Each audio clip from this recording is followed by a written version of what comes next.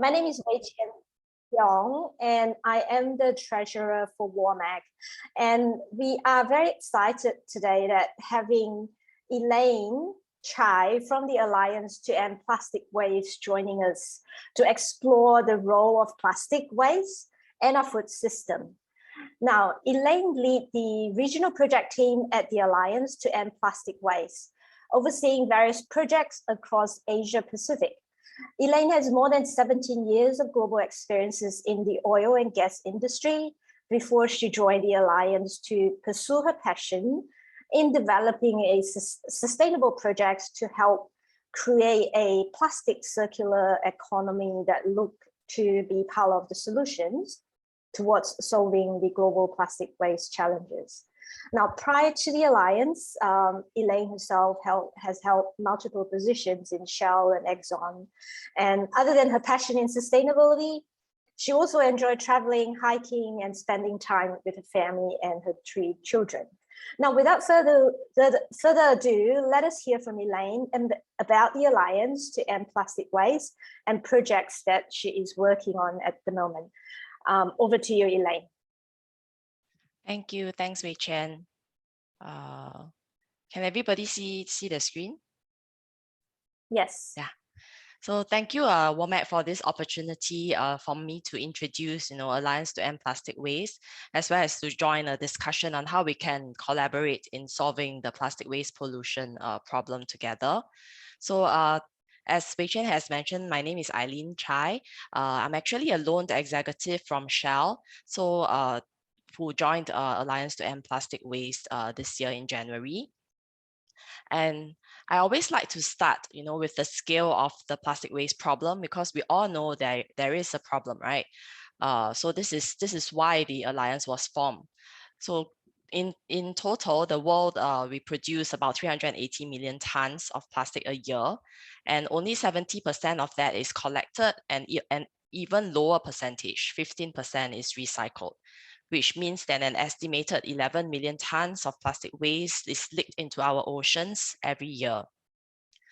And if the global growth continues, global population growth continues, and the middle class increases, it's projected that the plastic production will double by the year 2040, and that translates into roughly about 3 times as much plastic waste leaking into the environment. So this is a problem that is of too big a scale to handle alone. It's also a giant economic challenge, which was why at the end of 2019, there were 27 forward-thinking founding CEOs who came together to form this alliance to commit to action, to act now to solve this plastic waste problem collectively. So there's 4 key principles that you see here, right? That's very, the terms are very into acting, collective action, because we are pretty proud that we are taking a cross-value chain approach and very focused on actually doing, putting steel in the ground, building infrastructure, funding investments in projects, which is different from maybe a lot of the other alliances or associations out there who are more into thought leadership and building soft skills, or just focusing on education. So this is a snapshot of our current network of members. So from in 3 years, right, our 27 founding members, we have grown to 70 member companies across the globe and across the whole plastic circular economy value chain. This includes, producers of plastics, for example, like the ExxonMobil, Dow, BASF. These are the petrochemical companies. We also have waste management companies like Veolia, and previously Suez before it was acquired by Veolia. We have the packaging producers like Berry Global and Amcor. We also have equipment providers like Tomra and Arima. As well as the brands, the users of the packaging, right? Like PepsiCo, P&G, Kirin, to raise a few examples. Other than our member companies, we have also built a strong network of not-for-profit companies like us, collaborating with UN, United Nations Environment Program, UN Habitat, to name a few. As we also have a group of consultancies that support us strategically. For example, McKinsey, BCG, Bain. So this is quite a strong network, but we still need more because the problem is really big, and we need anybody, right, or all the companies or businesses who are committed to being part of the solution to also join us in this action. In 3 years, we have also built a portfolio of about 50 projects, slightly more than 50 projects in 30 countries. It is a continuously and rapidly growing portfolio. And most of the projects are concentrated in Asia Pacific because this is the bulk of where the plastic waste leakage problem lies. And with that, I would like to link back to a sector that is maybe more familiar to WOMAC, which is the food and agriculture value chain. And many thanks to Wei Chen for sharing this UN report that was published end of 2021. So we can see that in 2019, the food sector, agricultural value chain sector, right, we used 12.5 million tons of plastic products in applications like fishing gear, in tree guards, in greenhouses. And again, Asia was the largest user of plastics in this sector, making up almost half of the global usage.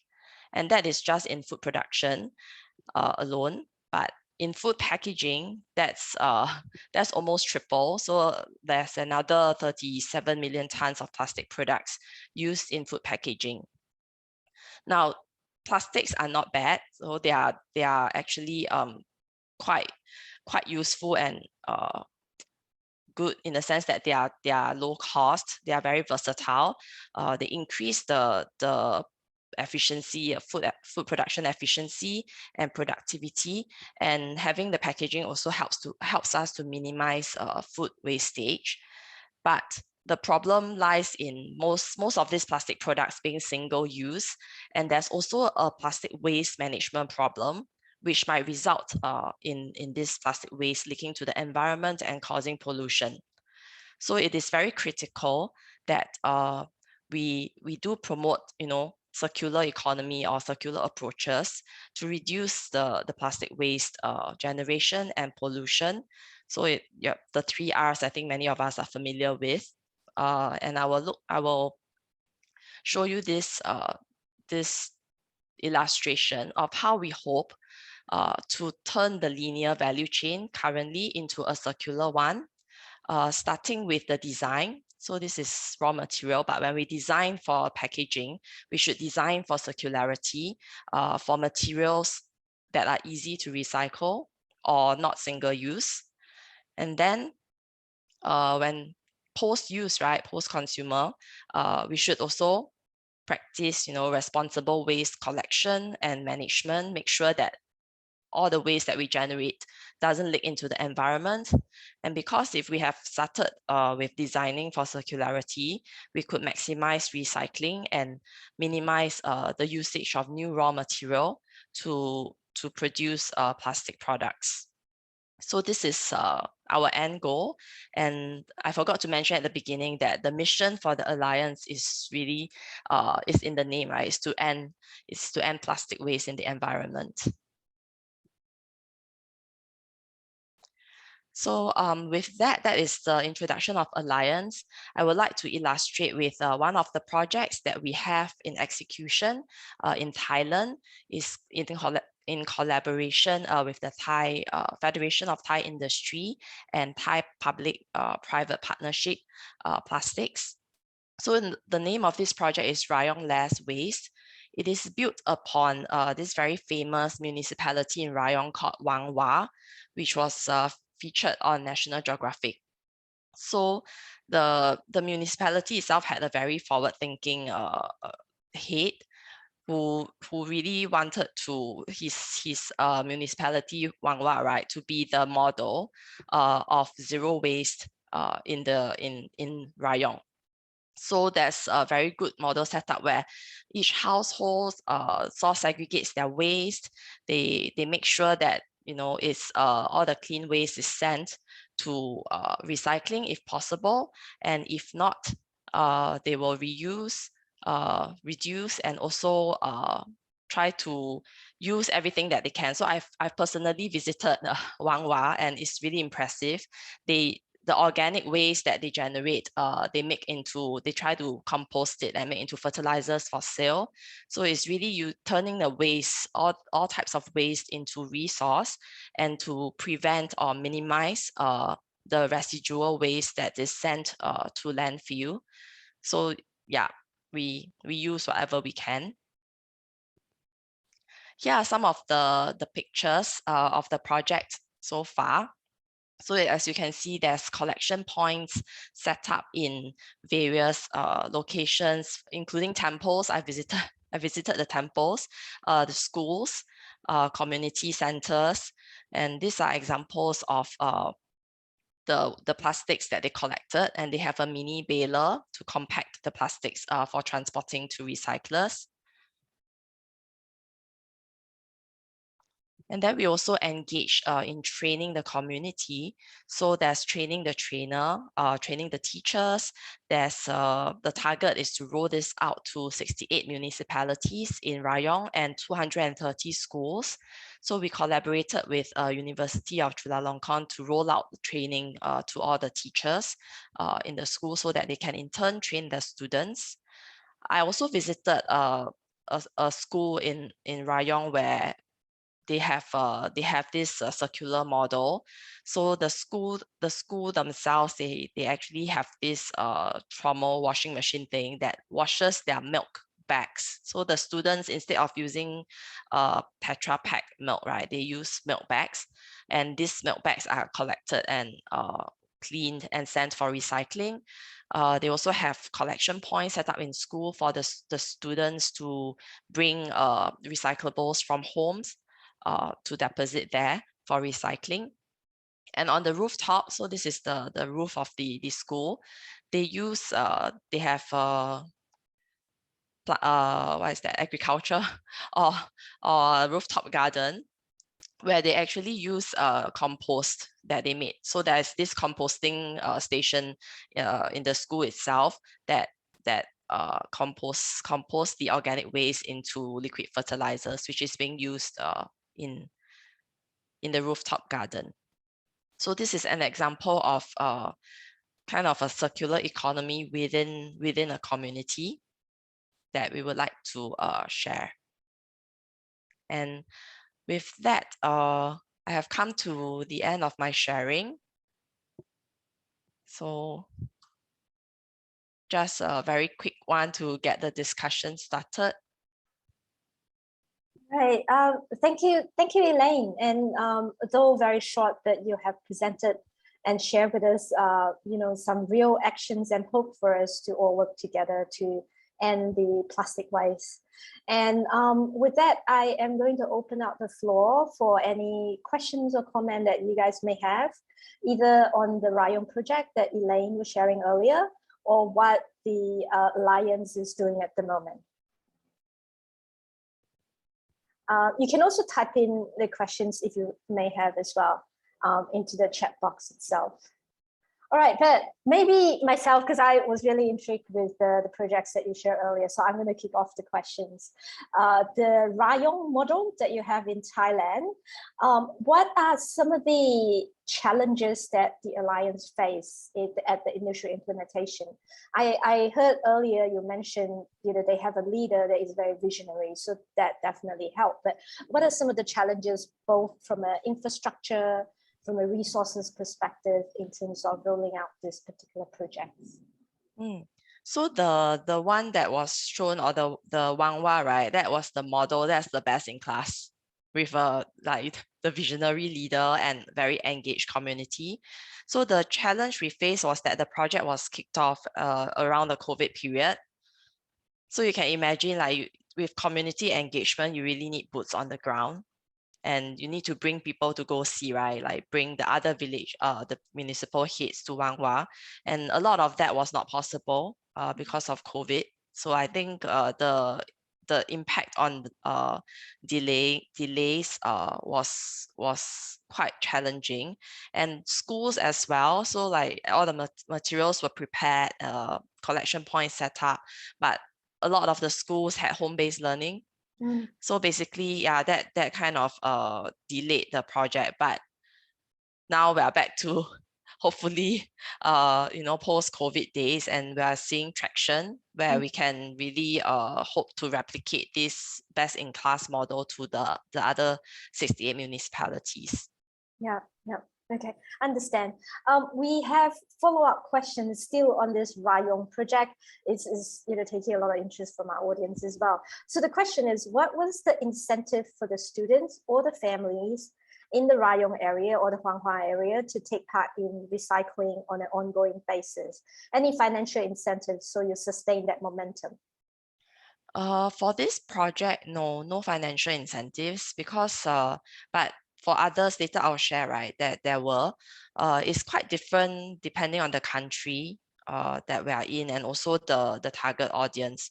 So for Thailand, when I visited, I asked the same question, right? How do we sustain this? How, as in, what makes the community want to do this? So the answer I was given was that for Thais, they work on merit. Like they believe in doing good and then gaining merit. So to them, I think those that are engaged feel good about what they're contributing to, about the zero waste society that they are creating. So there wasn't any incentive. It was really through engagement and community. Just the whole is like a peer-led thing, where the community themselves go and influence neighbors, or the students influence the families. Yeah. Well, that's very impressive. In fact, in my view, that is actually most sustaining, because you can't forever give hands out and want people to do certain things. What will ultimately drive the change to the community and the society is everybody take it as our own responsibility, obligation for a better future for our generation to come. So thank you. That is really encouraging to hear as well. And we definitely wish you all the success for the rest of the municipals that you guys are going to roll out in Thailand.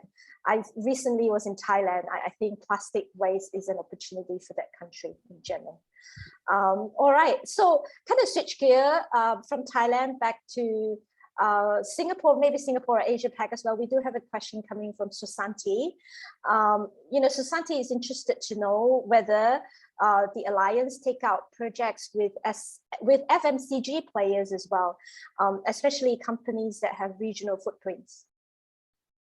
So we do have FMCG companies that are part of our membership that contribute. So how the Alliance works is that the members contribute a sum of money that will go into funding this type of projects. So I mentioned like some of the brands that are in our that are part of our members include P&G, PepsiCo, Danone, Kirin.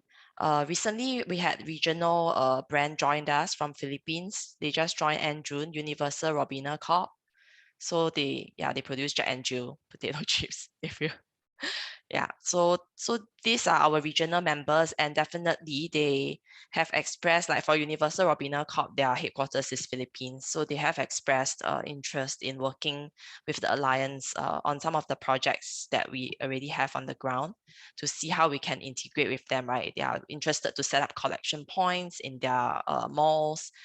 They have commercial property as well, that they want to set up collection points as to divert the plastic to sorting and recycling. And further downstream, maybe they're also looking at some recycling options. So we definitely would love working with FMCGs. Yeah, very good to hear, and also very good to kind of see the interest from our audience as well. We have another questions coming in, as in, are there any new initiative in Singapore? We are relying on imported goods, a lot of them packed in plastic. and we throw away all this waste in the plastic bags as well. So it's quite a challenging environment. Just to, you know, what you mentioned earlier, there is a need, and it's versatile, it's cost efficient. But at the same time, how do we manage this particular waste that we are all facing right now? Yeah. So in Singapore, I just started this Recycling Heroes pilot program with about 30 schools. So we have set up collection points in 30 schools, primary and secondary schools, to collect clean, sorted, and washed plastics, rigid plastics from home, easily recyclable ones.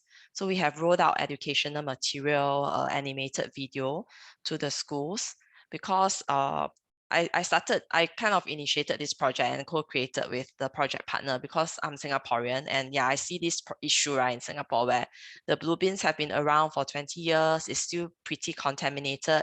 I visited the material recovery facilities here, and it's just too contaminated, and a lot of the collected plastics still get sent to incineration. So I thought we need to do something different, or try something different here to see if what we are doing in other countries might work in terms of the source aggregation. And the target group would be students, because they are our hope for the future. Some of us, you know, adults, it's too late, or it's like it's very difficult to change behavior. But if I'm a mother of 3, right, but if my girl like comes from school and say that, oh, there's this challenge or inter-school challenge going on, and they need to bring recyclable plastics to school, and there's like a leaderboard published at the end of every month, yeah, then you actually start this or you motivate the adults as well. And we have started to get, you know, my mother-in-law getting her friends to help us collect and bring to the collection points. Yeah. So we have also opened this challenge to some of our corporate members who are interested. It's just not so big for the corporates, maybe about 8 to 9 are participating. So there's a separate corporate challenge. It's the same thing. We just reuse some of the same materials for the corporates to engage their staff. So yeah, any progressive corporates who are interested, I think we will welcome. We provide the collection bin and also some materials for staff engagement. We also provide dedicated logistics. That means our logistics partner is actually 800 Super. They are one of the public waste collectors in Singapore. They will collect the plastics in a dedicated truck and ensure that, you know, it's sorted and sent for, maximize the amount sent for recycling. Okay. And thank you for that. And thank you to the Alliance as well, to bringing all different parties, multi-stakeholders kind of come together to drive some of this activity and programs. We all have to start somewhere. And this is definitely a good starting point, focusing on the younger generation and also the parents and the elderly as well. All right. So we have another question coming in still. It is indeed, you know, what the Alliance is hoping to achieve. The mission and your vision and goal are quite ambitious in many ways. So one of our audience or participant was keen to know, how does the Alliance set short-term targets? So what are they, and how do you guys setting them up to set them, and also to be able to measure and report your progress? Short-term targets. So we, at the beginning when we formed, we set targets, right, together with our ExCom members, which are our member companies. So I think we have by 2025, we have some metric of the kilotons of plastic waste that we hope to have diverted from leaking into the environment, as well as kilotons of plastic waste recycled. But having said that, we have also commissioned Ernst & Young to help us. Ernst & Young is one of our strategic consulting partners, to help us relook at our metrics recently. So this study is still in progress, and there might be some revision in the kind of metrics that we want to measure. For example, you know, how many jobs created, or instead of only just looking at the tons of plastic diverted or recycled, we may be looking more holistically at, you know, the whole waste management impact. So more to come. I think our website, we have progress reports. So if you're interested in historical metrics, you can visit our website and download the 2020 and 2021 progress reports. But 2022, there might be some changes. yeah, I'm also still waiting for the outcome of the study. Yeah. So for those that are interested to know a little more about the metrics, is just to what Elaine mentioned, you guys can visit the website of and the Alliance to End Plastic Waste, so you get the progress report as well. All right, then again, we are getting many interests in the projects. So the next questions is specifically, what are some of the other projects in APAC, especially in the food and agri value chain in Asia Pac, that you can share? To be honest, I think Wei Chen, we had this conversation before, right? So food and agri chain specifically, I don't think we have any projects that target that sector. Usually we look at holistic waste management. There's one flagship project that we launched recently. Is called Bersih Indonesia. We launched it in May 18th. And I think if you Google it, you can find a lot of information. So this is one of the first flagship projects for the Alliance happening in Malang, Indonesia. It will provide waste management services to 2.6 million people, which is the whole Malang Regency. We will collect 332 kilotons of municipal solid waste, out of which an estimate of 52 kilotons of plastic waste will be responsibly managed. And we have committed to invest $29 million in this public utility project for Indonesia. It will be one of the biggest waste management projects ever, according to our project manager. So he's a lone executive from Veolia, and we are very excited. So this is we hope to start breaking ground fourth quarter this year. Oh, okay. Definitely looking forward to that Bersih project. And just to add a bit of a context, as what Elaine and myself, when we started to first brainstorm about having this coffee catch up, is exactly on this, whether there's any specific project around food and agri value chain. But then again, I reflected upon that, as in food in agriculture really is in everything that we live and we do as well, because it's just essentially upstream you get plastic, and then downstream, especially any agriculture products and food, there's a high possibility they pack in plastic. So when Alliance started to drive all this initiative around circularity, it's really looking at holistically the entire ecosystem, which one way or the other has an impact or implication to the food and agri value chain and the system as well. So therefore, I encourage all of you not to limit ourselves, just to think about agri and food. Essentially, what they are doing covers everything. That the most important thing is really the circularity concept, the 3R that Elaine mentioned earlier as well. The circularity has to apply in everything that we live, we eat, and then we breathe as well.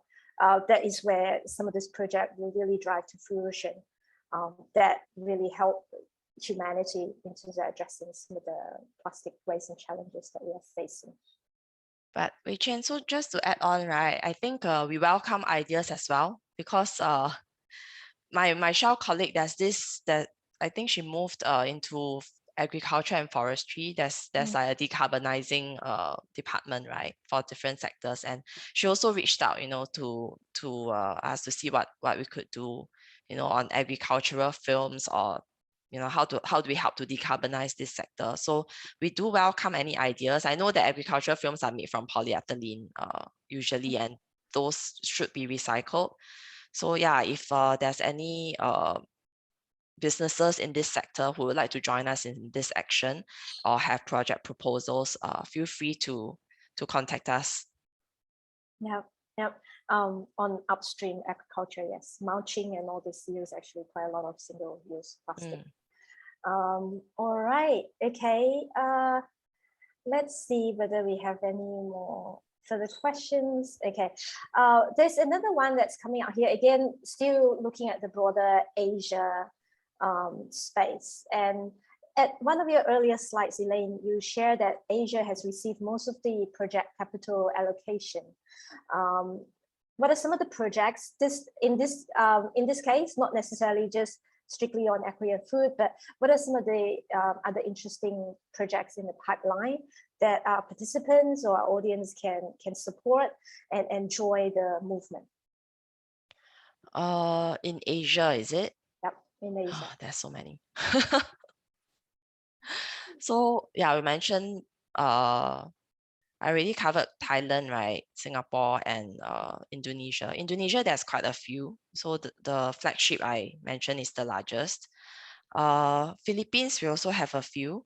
There's a plastic flamingo, which is one of our earliest grantees, where we turn hard to recycle plastics into like planks and eco boards, as well as recycled pallets. So the planks, initially the thinking is to use for emergency shelters for lower income families. So they are like a replacement. They can last longer than the marine plywood. And eco boards are made from compressing multi-layer packaging. So for Philippines, they are sachet. They are like big sachet consumers, right? Because of lower income families, they cannot afford to buy big containers. They when they buy things is in sachets. So there's a lot of multi-layer packaging waste. And then these eco boards are made from compressing the multi-layer packaging into boards that can be used for roofing, for wall shingles and insulation. So the plastic flamingo has also pivoted into collecting recyclable plastics like polyethylene and polypropylene to make into pellets to sell to as post-consumer resin. So there's one example. We are also working with, like I mentioned earlier, there's a potential material recovery facility that we are looking at in the Philippines that we are looking to work with our member companies, both upstream and downstream. So that's something that is in the pipeline. Okay, thank you. Good to hear on those projects as well. Okay, in the interest of time, I will take one more questions. And for the rest of the participants, and if you have further questions, do reach out to the Alliance on their website. There's a contact us. You guys can just drop your questions and follow-up comment. So the last question that we have is, apart from recycling, another aspect, of course, is reducing, replacing. Is there a particular packaging alternative that the Alliance see as more promising? Say, for example, biopolymers or like PHA? We are also commissioning a study on biodegradable plastics or bioplastics. So this was also requested from our member companies. So for now, we don't have a conclusion yet. I think we're just trying to put together the terms of reference for the study. But as I mentioned earlier, we have this thought leadership piece on designing for circularity, and we believe that if we get rid of all these multi-layer packaging, if we move towards single material that can be easily recycled, it may be more valuable than biodegradable plastics, because sometimes it takes a really long time to degrade, right? The biodegrading, and it degrades into microplastics. So there's still a lot of research that has to go into how it actually degrades, and also how long. So if we ensure, I think it's very important in the waste management, ensure that all the plastics are collected properly, or waste collected properly, nothing leaks to the environment, and then we can manage it. We can recycle, or send to like a proper landfill or waste to energy plant to make sure it doesn't leak into the environment. So it doesn't really need to be biodegradable in a way. Okay. Thank you. That is very useful to know as well. All right, with that, I will close the session for today with Elaine. Once again, thank you very much for joining us today. We definitely hope that we can continue the conversation with the Alliance as well, in terms of exploring what are some of the possibility of collaboration moving into the future. So thank you. With that, I will hand it over to Xing Yi, who will then close the entire coffee catch-up. Thank you, Eileen, for your sharing. And I would just like to flag to all of you before we pop off, we do have an upcoming event that is happening in person on the 16th of August. So pencil that in your calendar if you'd like to join us. We will have an all-star panel featuring speakers from Syngenta, Rabobank, and South Pole, together with the group WISE, Women in Sustainability and Environment, who will be joining us for this special panel where we'll be delving into the nexus between sustainability and agriculture. So ways in which there are innovations in the field of agriculture where we can potentially fund farmers to be more sustainable in their farming practices, or potentially, ways in which there are new emerging areas such as carbon farming, right? Where there's been a lot of talk, there's been a lot of buzz, but how do we actually tap into that opportunity? What is the size of it, and what's the likelihood of having that here take root in Asia? So a lot of the hot topics that you see being talked about today, we will be discussing that on that panel. So do scan the QR code, visit this URL to register your interest if you would like to join us. There will be dinner and drinks provided, so very exciting event indeed. If you are not already following us, please also follow us on LinkedIn. Again, you can scan this QR code where you can find out more about our upcoming events, potential job openings. We do post those as well. And, also write-ups, interesting reports, and, posts, right, such as on the event that we've had today. And with that, we've come to the end of our session. We do have a very quick poll that we would like all of you to just help us fill out. This will help us improve our programming going forward, and also give us a better sense of kind of, where everybody's from, what you're interested in, etc. So if you could help us out with the poll, that would be greatly appreciated. Thanks.